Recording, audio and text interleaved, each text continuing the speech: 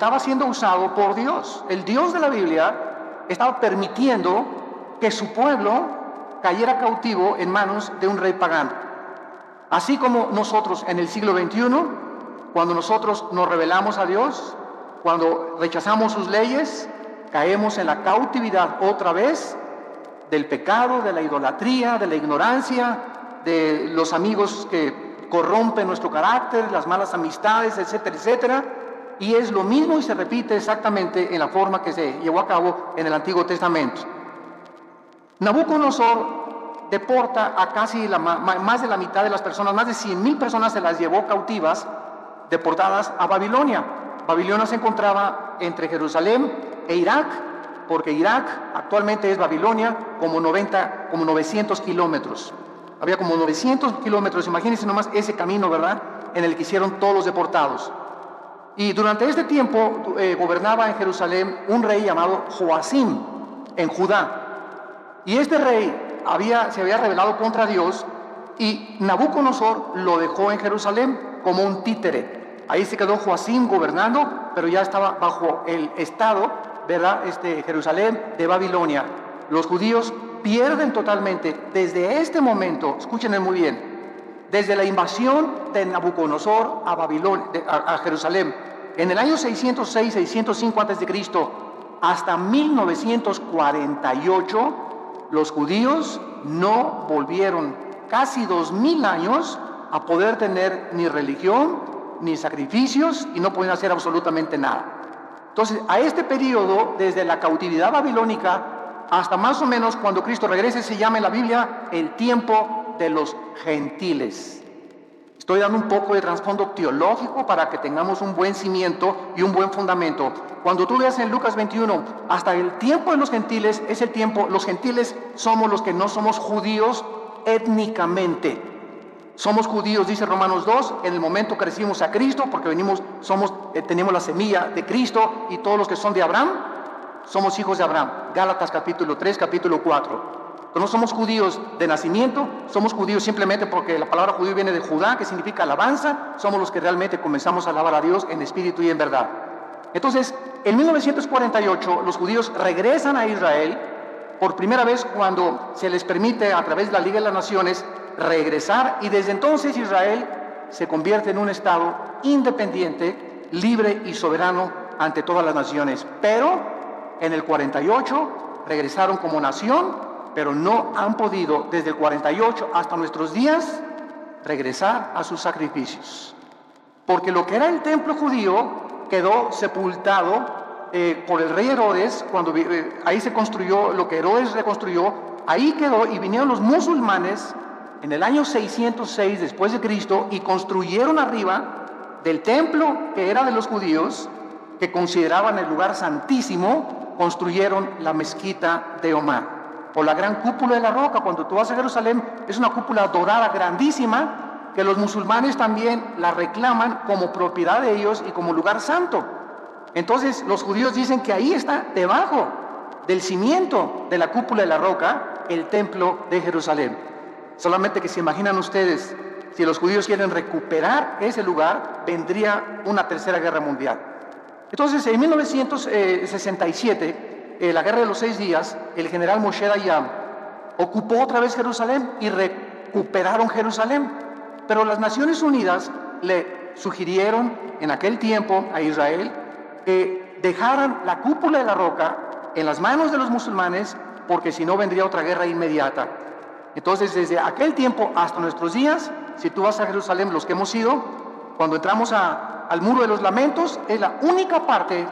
La muralla de los lamentos, al terminar el muro de los lamentos, comienza la propiedad de los musulmanes. Es la única parte que les permitieron a los judíos tener como propiedad. Por eso todos los judíos llegan al muro de los lamentos y comienzan a hacer así, y a meter papelitos, y a orar, y a orar. ¿Qué cosas están diciendo? Llorando: Señor, regrésanos el lugar que nos pertenece. Desde el 48, ¿verdad?, están tratando de hacer esto. Entonces, esta es la razón por la cual se llama el tiempo de los gentiles, porque los gentiles o los gobiernos no judíos se tomaron control de los israelitas. Entonces el tiempo de los gentiles va a terminar hasta que Cristo regrese, porque hasta que Cristo regrese, los judíos no van a poder tener completa libertad de sus sacrificios, y aunque se está tratando de reconstruir el templo, y lo van a hacer de acuerdo a la Biblia, según de Tesalonicenses 2, Apocalipsis capítulo 11, no van a poder establecer como lo tenían anteriormente, con todo el sacerdocio levítico que ellos reclaman continuar llevando a cabo. Muy bien, Daniel fue contemporáneo de Jeremías y de Ezequiel. En los tiempos de Daniel estaban estos profetas también, y hubo, como dije anteriormente, 2 deportaciones más. Daniel estuvo exiliado en Babilonia 60 años. 60 años se aventó Daniel en Babilonia.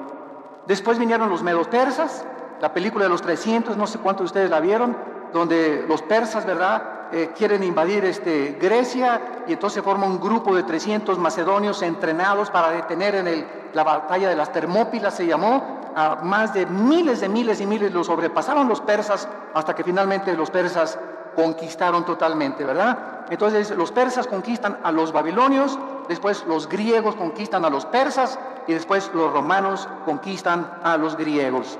Y desde Roma hasta nuestros días, hace 2000 años, ya no ha habido ningún imperio mundial. Después de la Segunda Guerra Mundial se quiso levantar Estados Unidos porque ganó la guerra, junto con Inglaterra y con Rusia, y perdió la guerra Italia, la perdió Japón y la perdió Alemania, y Estados Unidos se levantó como un poder supremo político, económico y militar hasta 1950. En el 50 se levanta la Unión de las Repúblicas Socialistas Soviéticas, Rusia, para competir contra Estados Unidos en lo que se llamó la Guerra Fría. ¿Por qué es fría? Porque no hubo bombazos.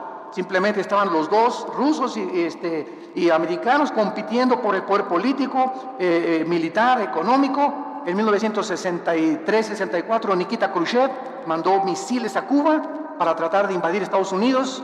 El presidente Kennedy, John Kennedy, que fue asesinado en Dallas, desafía a Khrushchev, sacan los misiles, y ya no hubo guerra entre Rusia y Estados Unidos hasta el 89. Cuando Mikhail Gorbachev, uno de los primeros ministros de Rusia, declara públicamente el sistema comunista de Rusia fracasado. Estamos muriéndonos de hambre, nos aislamos del mundo capitalista y necesitamos tener nexos, porque es un mundo interconectado por el internet. Ahora una nación, lo que le pasa a una nación afecta ya a todas, ¿verdad? Entonces Rusia reconoció, y Rusia bajó las manos, se derribó el muro de Berlín que dividía a Rusia del oeste con la Rusia del este, y Rusia cayó ante los ojos de todo el mundo. Hasta hace poco el presidente Putin está tratando otra vez de levantar al oso caído, al poder ruso, desafiando al mundo como jamás desde la Segunda Guerra Mundial había habido una invasión como la que acaba de hacer con Ucrania y con Kiev. El presidente Putin diciéndole al mundo: Rusia no se va a quedar ya más con las manos cruzadas, voy a reconquistar todo lo que nos han quitado, y todas las repúblicas que se dividieron las quiere volver otra vez a reconquistar. ¿Por qué? Porque Estados Unidos ha comenzado a declinar política y económica y militarmente. El ejército de Estados Unidos ya sacaron, este año sacan a soldados de Afganistán y de Pakistán, y Estados Unidos ya no es el policía del mundo en el año 2014 en que nos encontramos. Ya Obama le dijo a Europa: encárguense ustedes de Putin. Dijo Obama: yo ya realmente le saco. Ya no tenemos ni el poder para luchar contra Rusia ni para poder detener a este señor. Y ahora en Europa se encuentra económicamente débil. El único país ahorita en Europa es Alemania. Francia ya es completamente sometida a Alemania. España en quiebra económicamente. Italia se está muriendo de hambre. Grecia y Portugal muriéndose de hambre. Y la única nación ahorita que está tratando de hacer un frente para impedir otra vez el gran poder de los rusos es Alemania. Angela Merkel, la presidenta de Alemania, es la única que puede intervenir. La OTAN no puede intervenir, la Organización de los Países del Atlántico del Norte, porque Rusia no pertenece y Ucrania no pertenece a la OTAN. Y solamente la OTAN interviene, como en Libia cuando mataron a Gaddafi, porque Libia pertenecía y porque podían tratar de sacar a Gaddafi de Libia. Entonces ahorita Putin no tiene quien le diga no, solamente sanciones económicas y diplomáticas, y él va a seguir ampliando, y esto es exactamente lo que profetiza Ezequiel capítulo 38 hace 2600 años. No lo vean ahorita, lo menciono solamente. Gog y Magog. Gog es un líder, Magog es la tierra de los tártaros, la tierra de los escitas, que son los pobladores de la Rusia moderna.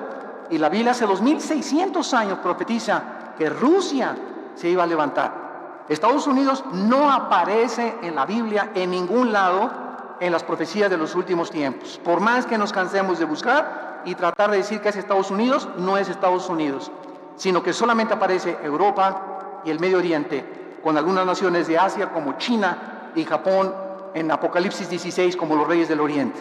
Entonces, todo el escenario político y económico que vamos a estudiar en Daniel, en los capítulos ya finales, se encuentra profetizado con los otros profetas hebreos para que sepamos que Dios es Dios.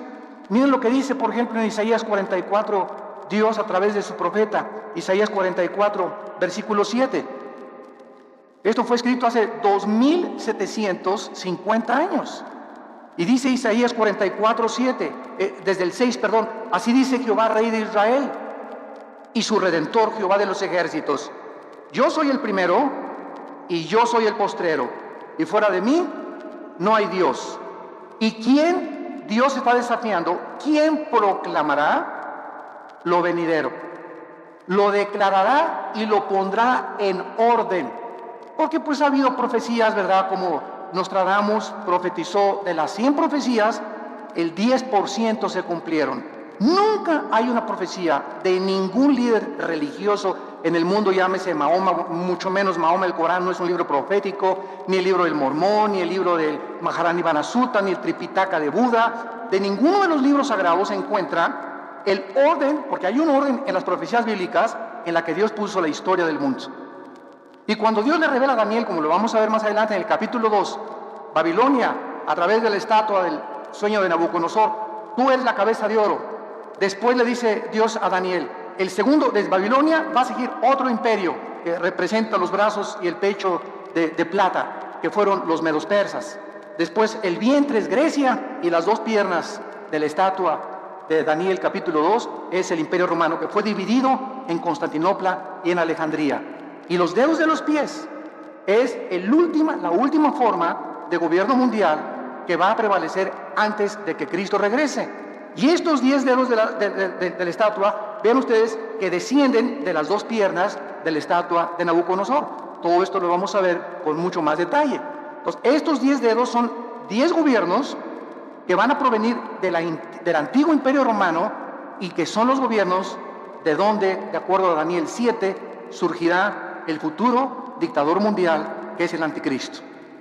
Entonces, Dios puso en orden los imperios tal como la historia lo ha visto. Babilonios, persas, griegos, romanos, y desde Roma hace 2000 años no ha vuelto a surgir un imperio. Hitler quiso tratar de conquistar y no conquistó nada más que Checoslovaquia y Polonia y algunas cosas. De ahí vino la guerra y le impidieron que el nazismo, el Partido Nacional Socialista, se expandiera. Entonces vemos que es increíble la exactitud de las profecías bíblicas, porque como dice Dios, ¿quién otro? Para que alguien sepa el futuro con tantos detalles, solo Dios lo puede hacer. Y continúa diciendo, ¿quién lo proclamará y lo declarará y lo pondré en orden delante de mí, como lo hago yo desde que establecí el pueblo antiguo? Lean Génesis, ¿qué le dijo Dios a Abraham? Abraham, van a ir a Egipto y van a ser 400 años cautivos. Se cumplió al pie de la letra. El pueblo judío, de acuerdo a la historia, a la arqueología y a la paleontología, ¿verdad?, y a la antropología, dan testimonio que las profecías, que la historicidad, que la geografía de la Biblia no son cuentos de hadas, ni son los superhéroes, ni Superman, ni Aladino y la lámpara maravillosa. La Biblia está respaldada por la arqueología, la paleontología, la antropología, la historia, la geografía. Nos da fechas la Biblia, nos da los nombres de los reyes que prevalecieron en el tiempo en que la Biblia fue desarrollada. Y todo esto, ¿verdad?, para que nos demos cuenta de algo. Las evidencias aquí están. ¿Quién es un ateo? Un ateo no es una persona que no tenga evidencias. Las evidencias ahí están y las puedes buscar, y esto te da testimonio de que esto es sobrenatural. El problema del ateísmo no es eso, el problema del ateísmo es su moral. Cuando llegan a la irracionalidad, como va a ser el próximo mensaje que vamos a compartir, la locura del ateísmo en el World Trade Center, creo que es el mes que entra, ahí voy a compartir. El ateísmo tiene una base, la nada produjo todo. Esa es la raíz del ateísmo y de la evolución. Tu maestro en la universidad dile, oye, la nada, para ser ateo tú tienes que creer algo, que la nada produjo la creación. ¿Y cuando la nada ha producido algo? La nada no produce nada. El mismo Carlos Darwin Carlos Sagan, que eran ateos, estuvieron de acuerdo. Stephen Hawking, que es el más grande físico matemático actualmente en Inglaterra, reconoce, aunque no reconocen a Dios, que todo tuvo un principio. Entonces, si dicen que fue una explosión del universo, bueno, ¿quién produjo la explosión? ¿Batman? ¿O Robin, su compañero? ¿O el hombre araña? ¿Quién produjo la explosión? Ahora la materia, ok, si fue una explosión de rocas, fueron puras rocas. ¿De dónde salió el pensamiento? Virgen del Socorro. La conciencia. ¿De dónde? ¿Quién formó el código genético hereditario de cada persona? ¿Quién formó a un chango para que trajera una changa? ¿A un jirafo para que tenga una jirafa? ¿A un hipopótamo para que tenga una hipopótama? ¿A un rinoceronte para que tenga una rinoceronta? Cada cosa con su hombre y hembra, hombre y hembra, hombre y hembra. Digo, esto es absurdo completamente, creer que por accidente, a través de millones de años, surgió la creación. El necio dice en su corazón, no hay Dios, dice el Salmo 14. Entonces, Dios nos muestra, ¿verdad?, que Él lo ha hecho desde el principio para que el que tenga sed, que venga y que beba del agua. Si tú estás cansado de tu ateísmo, de tu vida de amargura, de desorientación, de confusión, de crítica, el odio que traes en tu corazón que el mundo nos ha producido, de tantas desilusiones, traiciones, tanta hipocresía que nos rodea, vengan a Cristo. Ven a Jesús y ve en esa cruz lo que Dios dice en la Biblia, que Él te ama, que Él dio su vida por nosotros y que solo Él puede sanarnos las heridas que el mundo nos ha hecho, nuestra familia, nuestros amigos cercanos, y que nos va a seguir haciendo. Estamos en un mundo de sufrimiento, donde Dios ha dado la libertad a los seres humanos para que podamos hacer el daño que nos hemos hecho.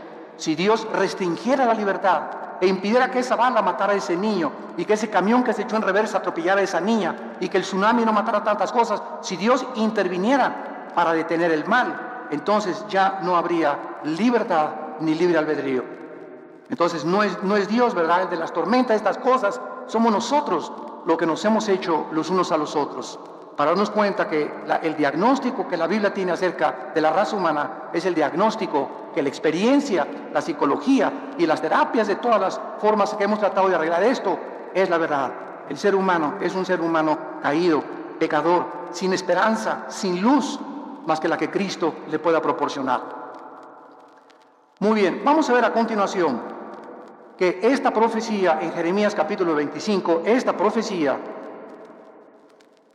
fue anunciada por Jeremías de que los babilonios iban a entrar a Jerusalén y por la rebelión del pueblo de Dios iban a ser cautivos. Dice Jeremías 25, versículo 8, por tanto así dicho Jehová de los ejércitos, por cuanto no habéis oído mis palabras. Siempre el juicio y la disciplina viene por eso, cuando no queremos hacer caso a la palabra de Dios. Todo el sufrimiento que tú tienes en tu vida, la pobreza que estás experimentando, la rebelión que estás experimentando, la falta de poder avanzar en la vida, tiene una raíz espiritual. Y es siempre estás en rebelión contra las leyes de Dios. Dice la Biblia, ¿quién se puede endurecer contra Dios y que le vaya bien? A nadie. He aquí enviaré y tomaré a todas las tribus del norte, versículo 9, dice Jehová, y a Nabucodonosor, ahí está, rey de Babilonia, mi siervo, y los traeré contra esta tierra y contra sus moradores y contra todas estas naciones en derredor, y los destruiré y los pondré por escarnio y por burla y en desolación perpetua. Y haré que desaparezca de entre ellos la voz de gozo, la voz de alegría, la voz de desposado, la voz de desposada, ruido de molino y luz de lámpara. Toda esta tierra será puesta en ruinas y en espanto y servirán. Estas naciones hasta determina la cantidad de años. Las servirán a Babilonia 70 años. Cuando Daniel tenía ya como unos 70, me imagino 75, 80 años de edad, Daniel, después de Babilonia, sirvió al imperio persa. Daniel, siempre como oficial, con un rango muy elevado, porque le reconocieron siempre que era más inteligente que los brujos, que los astrólogos, y que los magos y que los caldeos. Daniel, como a los 75, 80 años de edad, descubre esta profecía de Jeremías, que a los 70 años Dios los iba a libertar. Se iba a acabar el exilio de los babilonios, porque estuvieron como 60, 70 años deportados completamente lejos de su país, sin tierra, sin templo, sin ninguna propiedad, completamente aislados del mundo. Y entonces Daniel dice, estamos cerquita de los 70 años, y cuando llegamos al capítulo 9 y 10 de Daniel, ¿qué hace Daniel? Cuando descubre que el tiempo está cerca para que ellos regresen a Jerusalén, Daniel se pone a orar y a ayunar durante 3 semanas.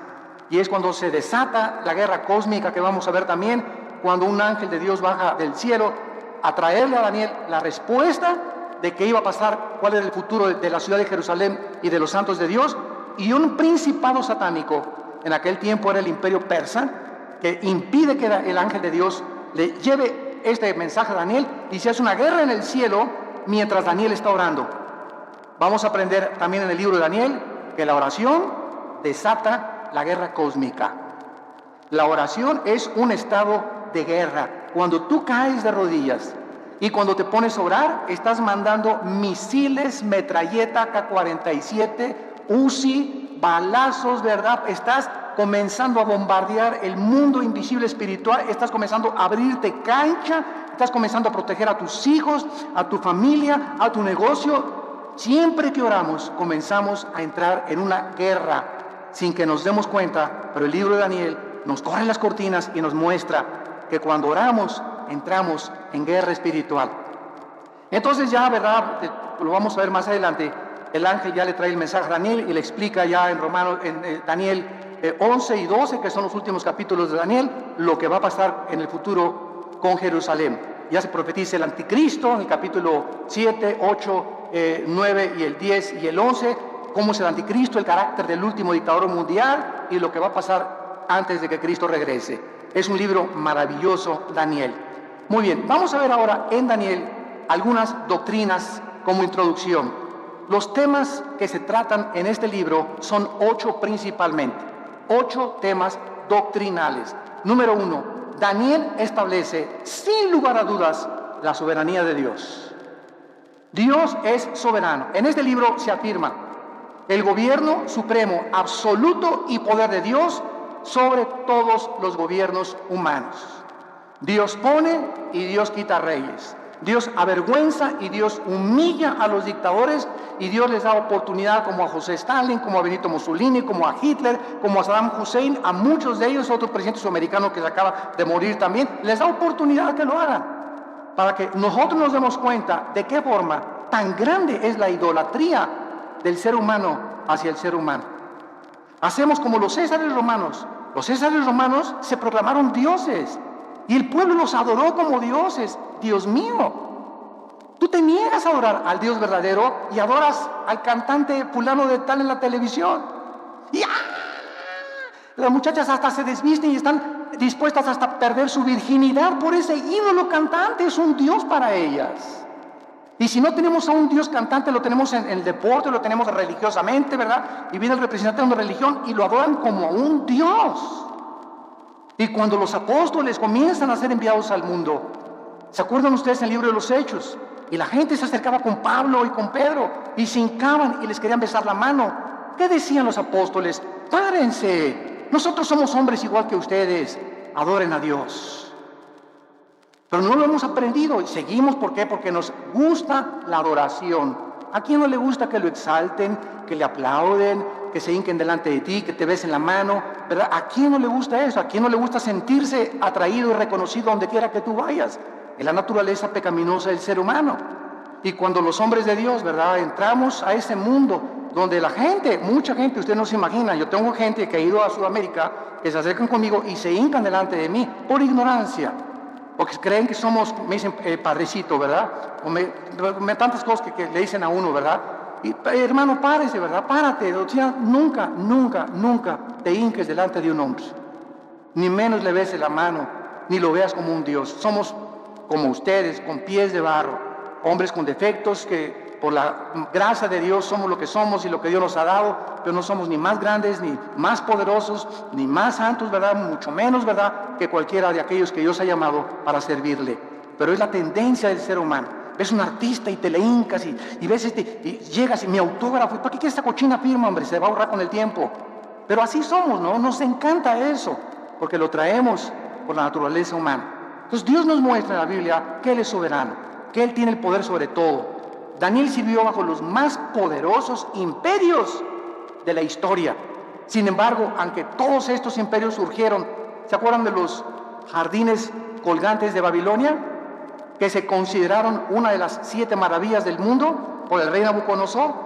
Cuando Saddam Hussein, en 1985-86, mandó un premio de $5 millones para que algún ingeniero con experiencia en la agronomía y en la cuestión hidráulica pudiera reconstruir los jardines colgantes de Babilonia. Ninguno pudo con la tecnología del siglo XXI, pero se consideraron una de las 7 maravillas del mundo. Fueron imperios. Las murallas de Babilonia eran impresionantes, 40, 50 metros de alto, como 10, 15 metros de ancho, y era una cosa, bueno, todavía con Saddam Hussein en la ciudad de Tzilá, que está cerca de Bagdad, está todavía los restos ahorita. Cuando llegaron los norteamericanos con los ingleses y los franceses a sacar a Saddam Hussein, entraron y se sentaron en el palacio donde se sentó el rey Nabucodonosor.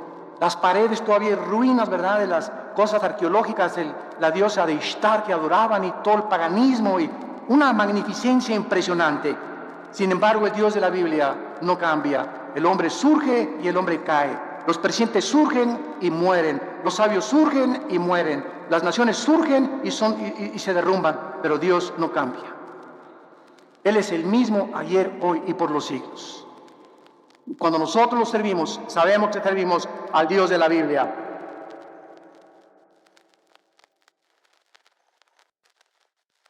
Dice en Isaías 40, el profeta, capítulo 40, versículo 15: He aquí que las naciones le son como la gota de agua, que cae del cubo, y como menudo polvo en las balanzas, le son estimadas. He aquí que hace desaparecer las islas como polvo. Versículo 17: Como nada son todas las naciones, delante de él, y en su comparación serán estimadas en menos que nada y que lo que no es. Versículos 23 y 24: Él convierte en nada a los poderosos, dice la Biblia, y a los que gobiernan la tierra hace como cosa vana, como si nunca hubieran sido plantados, como si nunca hubieran sido sembrados, como si nunca su tronco hubiera tenido raíz en la tierra. Tan pronto como sopla en ellos, se secan, y el torbellino los lleva como hojarasca. Esta es la comparación del Espíritu Santo, del Dios Todopoderoso, que es nuestro patrón supremo, y sobre toda la historia humana. Y aquí estamos los hombres, ¿verdad?, teniendo miedo del hombre, sirviendo al hombre, adorando al hombre, inclinándonos delante de personas como tú y como yo, que no nos dieron ni siquiera la vida por la ignorancia del corazón humano. Y cuando venimos a la verdad, se nos caen las vendas y nos damos cuenta, ¿verdad?, la idolatría que hay en el corazón del hombre. ¿Y por qué viene esta idolatría? Psicológicamente, porque necesitamos a alguien a quien adorar. Y si no sabemos quién, agarramos un tronco y le damos la forma de un hombre y lo cortamos y lo ponemos y nos hincamos ante el tronco y la forma que nosotros le dimos. Agarramos yeso y cemento y hacemos una virgen o hacemos un hombre, y ya que hicimos el yeso y el cemento, nos hincamos ante la obra de nuestras manos. Y esta es la historia del ser humano, ¿verdad? Tenemos, si no a lunas, o si no vamos a Teotihuacán, bueno, se van, yo no, ¿verdad? Anda a Teotihuacán y el Dios Sol, ¿verdad? Energía. Y hay todos de blanco recibiendo la energía de Dios, o adoramos la astrología. Dice que si eres Géminis no te lleves con Capricornio, y si eres esto no te lleves con aquello, porque los astros, mi horóscopo dice que hoy no compre, hoy no compro, porque son los que me dirigen la vida y los que dirigen el destino y la conducta humana.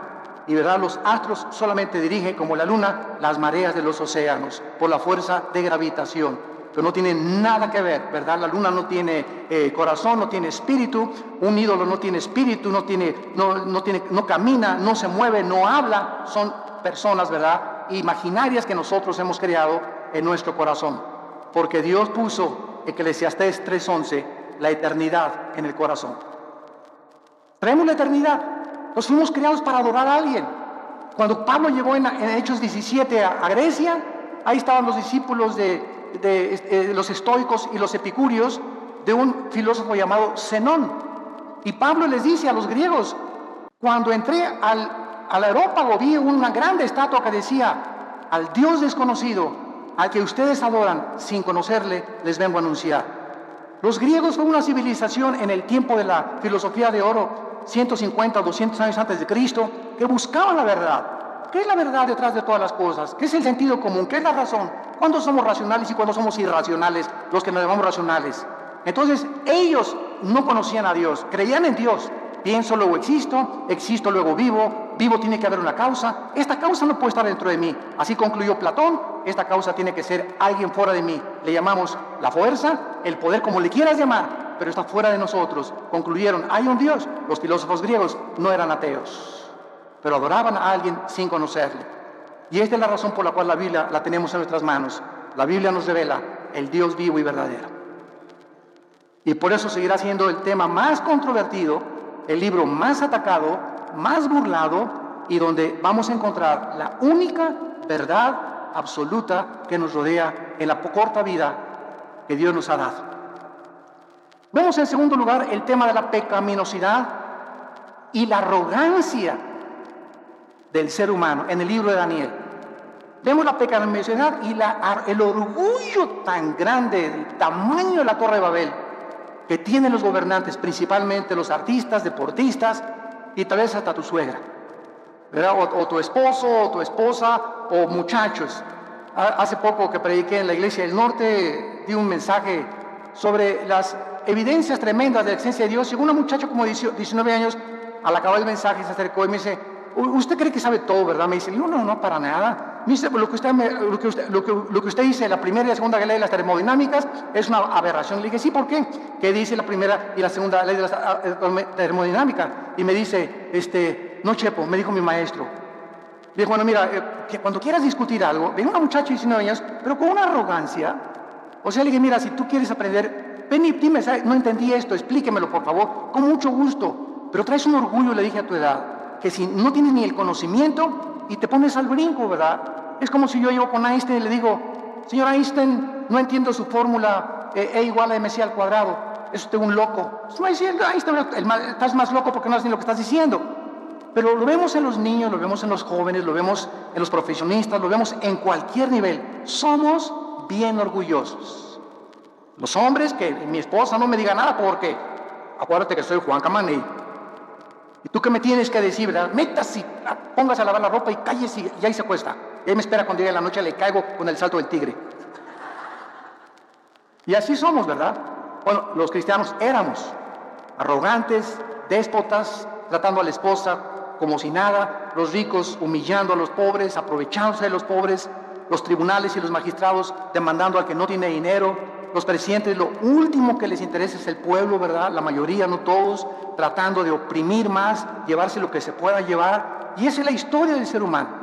El pecado es lo que ha hecho esta arrogancia contra el Dios del cielo. En tercer lugar, vamos a ver la guerra espiritual cósmica, que ya vimos hace unos momentos, en la que descubrimos que nos encontramos en un mundo invisible espiritual, donde hay poderes malignos espirituales, que les llaman fantasmas, ánimas en pena, en Guanajuato les llaman, espíritus, ¿verdad? Y el mundo sigue cuando la ciencia no puede penetrar lo sobrenatural, no hay explicaciones, no me pasa en la televisión, pues aquí se hizo un espiritismo, dice que estaba endemoniado, y están viendo que hay una muchacha revolcándose y que se hace la cara así como desatornillador y los ojos chuecos se le vuelven para otros lados, pues dice que está endemoniada. Pues si no está endemoniada, ¿qué es? Trae al mejor médico, entonces que me explique qué es entonces. ¿Qué tiene dolor de cabeza? El dolor de cabeza hace que se le enchueque la cabeza y que se le salga la lengua como la y que hable con otra voz. Digo, ahí están viendo y no reconocen que es algo sobrenatural, pero su orgullo médico y científico le impide al mundo reconocer la luz y la verdad. En cuarto lugar, la veracidad de la palabra de Dios.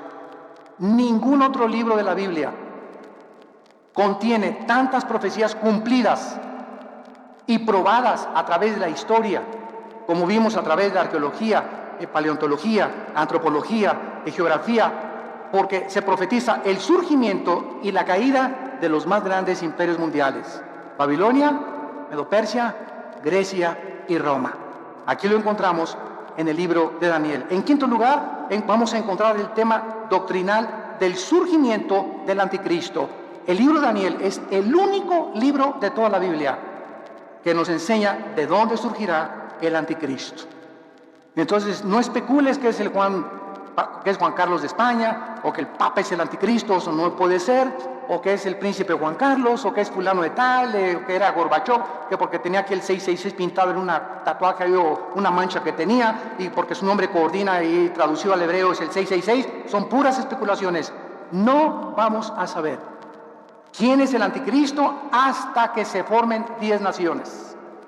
5 de Europa y 5 del Medio Oriente. Oigamos que hay un tratado entre el Medio Oriente y Europa. Qué interesante que Estados Unidos ya se salió de la ecuación, tal como la Biblia lo profetizó. Ni Rusia ni Estados Unidos ocuparían la supremacía militar y política antes de que Cristo regresara. El poder recaería antes de que Cristo regrese, no en una nación, en 10 naciones, simbolizada por los dedos de los pies de la estatua de Nabucodonosor. Y de esas 10 naciones, ya que se une el Medio Oriente con Europa para tratar de frenar la invasión que se profetiza en Ezequiel 38 de Rusia contra Israel, entonces ya que se formen estas 10 naciones, que van a surgir 5 de Europa y 5 del Medio Oriente, entonces de entre esas 10 naciones, Daniel 7, va a surgir, le llaman un cuerno pequeño, que es el anticristo. El anticristo va a derribar a 3 de estas naciones, van a quedar 7 naciones, y Apocalipsis 17 dice que el anticristo será el 8º. Entonces, hasta que no veamos eso, no podemos especular ni decir que el anticristo es este o que es aquello. Todavía no llegamos a ese próximo paso, pero el escenario, los jugadores, como decía Dwight Pentecost, un gran teólogo escatólogo, cuando ves que los jugadores, el América y las Chivas, entran al Estadio Azteca, el partido está para comenzar. Cuando veamos los protagonistas, ya está Rusia, ya está Estados Unidos cayendo, Europa está comenzando a surgir, ya están los protagonistas en el campo delante de nosotros, el tiempo es corto. El tiempo es más corto de lo que nosotros nos podemos imaginar. Se menciona que este hombre, el anticristo, será un hombre poseído completamente por Satanás, aunque no es Satanás el que está dentro de él. El anticristo, dice Apocalipsis 13, el diablo, le va a dar su poder, y lo que le ofreció a Cristo, el anticristo lo va a aceptar. Lo que Cristo rechazó del diablo, el anticristo lo va a aceptar. El poder, la gloria, la riqueza, el diablo le ofrece a artistas, a deportistas, si te inclinas y adoras a Satanás. Te lo da y te lo cumple, pero recuerda que te viene a cobrar la factura. En sexto lugar, vamos a ver la gran tribulación. Es otro tema de Daniel. Se profetizan 7 años, Daniel capítulo 9, con el título Las 70 semanas de Daniel, que vendrán sobre Israel únicamente. Y la última y más grande persecución de la historia, que Hitler va a ser como Pinocho comparado con el anticristo, para perseguir, matar, torturar a todos los judíos y a los cristianos, cuando el anticristo tome el poder después de los 3 años y medio. En séptimo lugar, se profetiza, y hay el tema de la resurrección de los muertos en Daniel también. Se profetiza que muchos muertos que actualmente creemos que ya les llevamos flores y son huesos, van a volver a vivir. Daniel 12, versículo 2.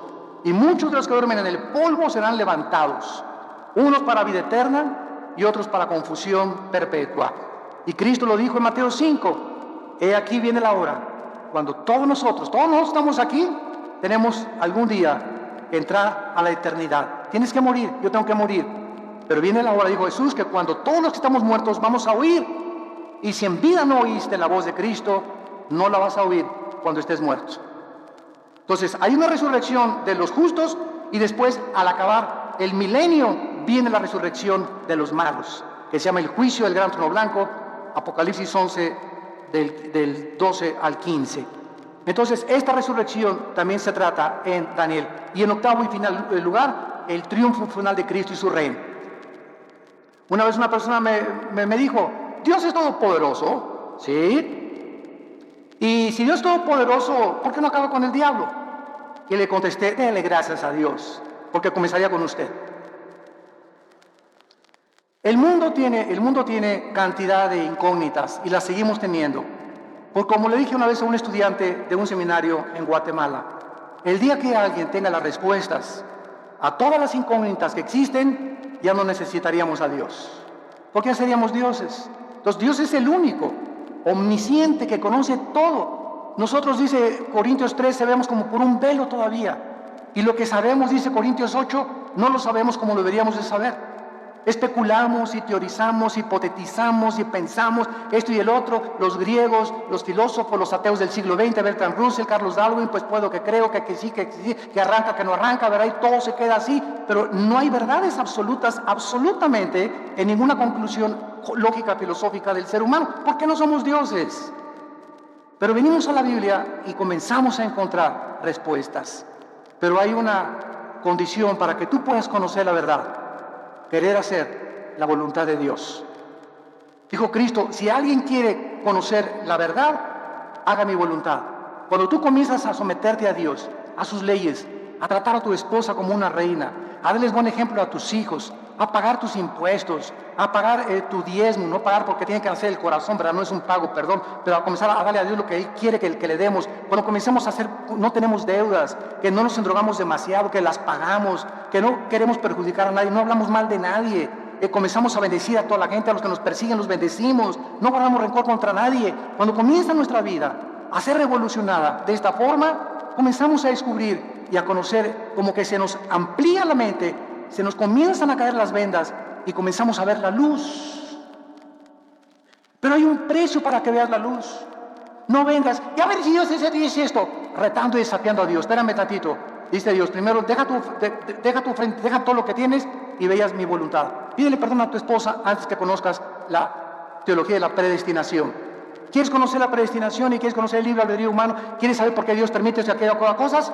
Dios no es un genio de la lámpara Aladino para satisfacer tu vacío intelectual. Dios quiere que primero estés dispuesto a seguirlo para que Él te premie y te recompense con la luz y la verdad de su santa palabra. Oremos. Padre, te damos gracias por tu palabra en esta mañana. Gracias porque tu Espíritu nos ha comenzado a abrir el entendimiento de tu palabra para que la luz pueda entrar a nuestras vidas y podamos conocer la verdad, el camino, la justicia y la santidad, que sin esta santidad no podemos entender las cosas más profundas del Espíritu de Dios. Te damos gracias porque el Espíritu es el que nos enseña estas cosas. Para eso nos lo diste. Y es un espíritu de poder, de amor y dominio propio. No es un espíritu de cobardía.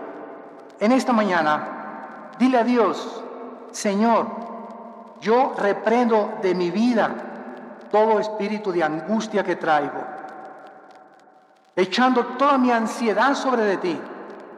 El problema de mis hijos, el problema de mis padres, el problema de mi futuro no está en mis manos. Oh Dios, gracias porque no soy Dios, no soy diosa. Quiero solamente descansar en ti. Te entrego, Señor, mis afanes, mis ansiedades. Quiero tener paz. Te pido, Señor, que todo espíritu que hay en mí de temor se vaya, Señor, y yo pueda saber que si te tengo temor a ti, no tengo que tener temor de ni enfermedades, ni del futuro, ni económicos, porque tú eres mi pastor, nada me faltará jamás. Si diste tu vida por mí, ¿cómo no me darás todas las cosas? Si te diste tu sangre en una cruz para que yo pudiera entender cuánto eternamente me has amado. Gracias, Señor, por ser mi pastor, en quien puedo llorar, en quien puedo descansar. Guíame por sendas de justicia por amor de tu nombre. Aunque ande en valle de sombras y de muerte, no tendré miedo de nada en la vida, porque tú estás conmigo y nunca me dejarás, nunca me desampararás. Aunque yo crea que me has desamparado, estás conmigo y estarás siempre hasta el final de mi vida. El bien y la misericordia me seguirán todos los días de mi vida y en tu casa algún día, oh Dios. Toda esta vida de problemas y sufrimientos no se comparará cuando en aquel día me abra los brazos y me digas: ven, bendito, bendita de mi Padre. Desde antes de la fundación del mundo, al reino que había preparado para aquellos que me han seguido con todo su corazón. Y ahora muchos de ustedes que no tienen a Cristo, que han venido tal vez de visita, otra vez por curiosidad, y estoy seguro que entraste a esta conferencia confundido, vacía, desorientado, con tantos problemas y tantas angustias, te invito a que vengas en esta mañana a una cruz. No te invito a ninguna religión. Ven a la cruz, a un hombre que se llama Jesucristo, para que Él entre a tu vida y experimentes el poder de su resurrección con estas palabras: Señor, te pido perdón por mis pecados. Creo que en la cruz pagaste por ellos con tu sangre, y a los 3 días resucitaste de entre los muertos, y te recibo como mi Señor y mi Salvador en mi vida, en el nombre de Jesús. Amén. Gracias a Dios por su palabra. Gracias a Dios.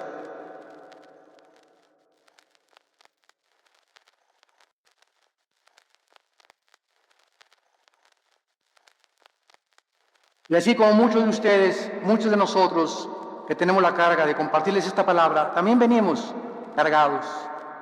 Yo también tengo muchas cargas en mi vida, cosas, ¿verdad?, que ansiedades, la familia, los hijos, el ministerio, el país, todo esto nos agobia y necesitamos venir todos los días a la cruz. De la palabra sacar esa fuerza que nadie nos puede dar, ni las pastillas tranquilizantes, ni el psiquiatra, ni mi comadre, ni la doctora Corazón, ni Walter Mercado, ni nadie.